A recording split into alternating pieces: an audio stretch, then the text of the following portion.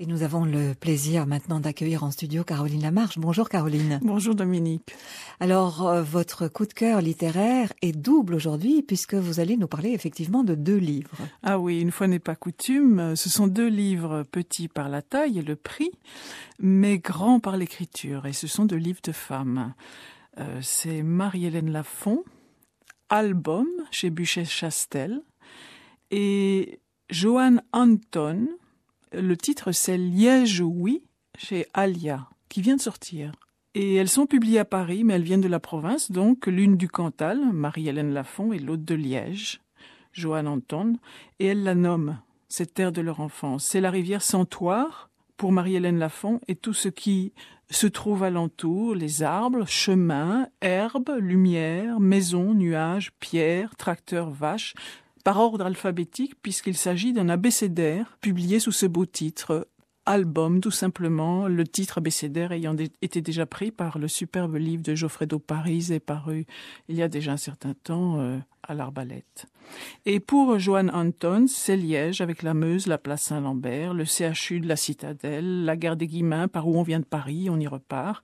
Et une partie du charme de ce livre vient de ces noms qui sont jetés là, sans doute un peu mystérieusement pour le lecteur français. C'est donc Liège, oui. 2e livre, le premier de Joanne Anton, s'intitulait Le découragement. Caroline, qu'est-ce qui, au-delà de ce retour aux sources, rapproche les 2 livres ? Eh bien, pour moi, c'est la beauté de l'écriture. Et d'histoire, il y en a guère. Et dans le cas de Marie-Hélène Lafon, c'est un abécédaire, donc une succession de tableaux paisibles, d'une précision de miniaturiste, mais où souffle un grand vent frais par le rythme de la phrase. Et je vais peut-être faire une petite lecture. Je prends la lettre A, automne. Il aura suffi de 2 ou 3 nuits de gel au tournant d'octobre et d'une forte goulée de vent fou pour que s'ouvre un temps très nu qui, cependant, n'est pas encore tout à fait l'hiver.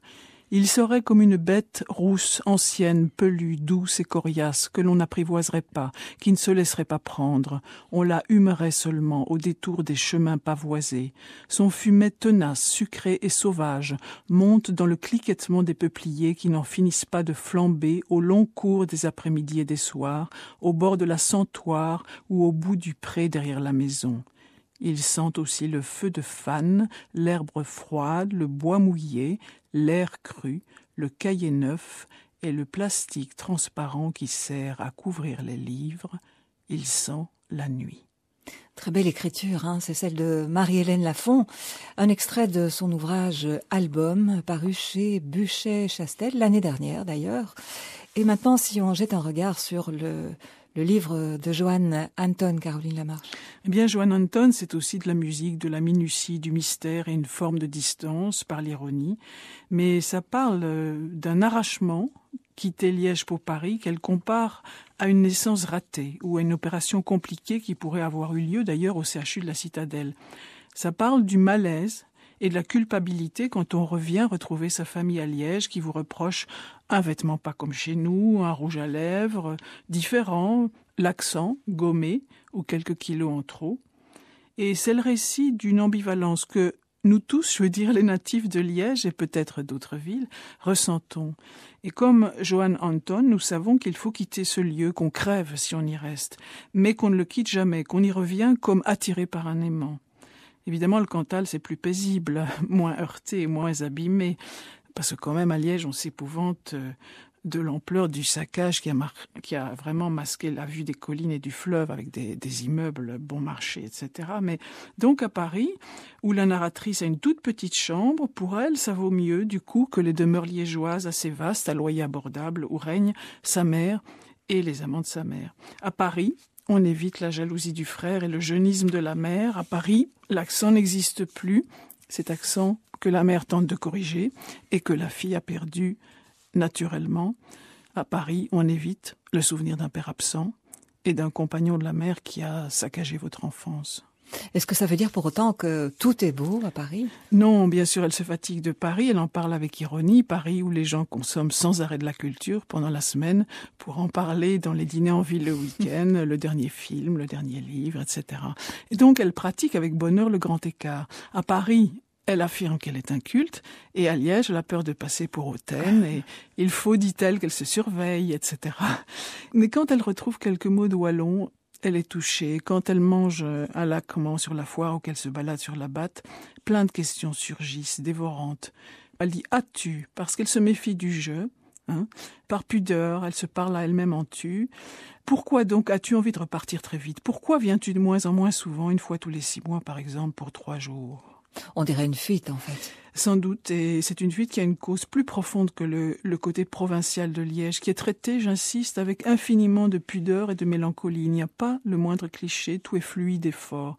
Mais derrière Liège et sa famille se cache un petit village, Agreste, Nandrin, le village de son enfance où il s'est passé quelque chose qu'elle n'évoquera qu'à mots couverts. Et donc, à la fin du livre, vient Nandrin, cette cruauté, mais aussi vient le nouvel amour, un Parisien qui veut faire la connaissance de Liège, un moment qu'elle diffère, et puis elle finit par céder, et alors tout s'éclaire. Vous avez envie de nous lire un passage, Caroline Lamarche? La beauté de Paris ne t'appartient pas, sa puissance d'évocation non plus. Tu chercherais plutôt à être fier de Liège, mais tu échoues comme par entêtement. Il faut bien le reconnaître, ton drame à toi, c'est de n'être fier nulle part.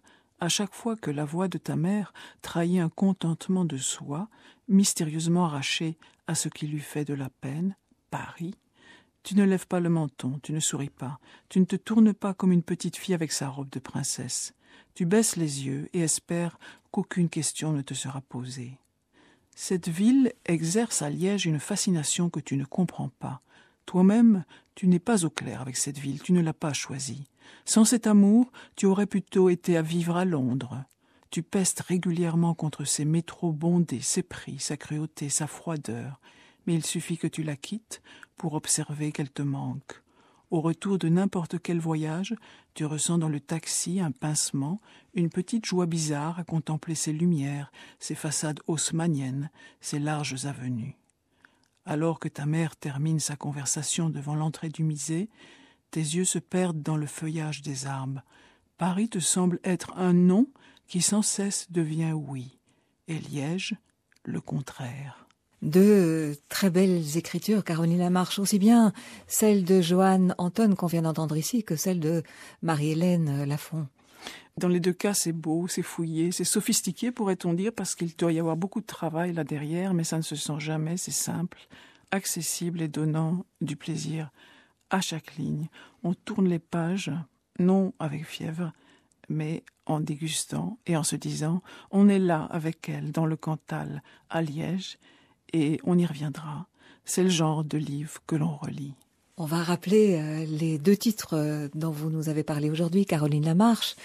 Marie-Hélène Lafon, Album, c'est le titre de ce livre paru chez Buchet-Chastel. Et d'autre part, de Joanne Anton, Liège, oui.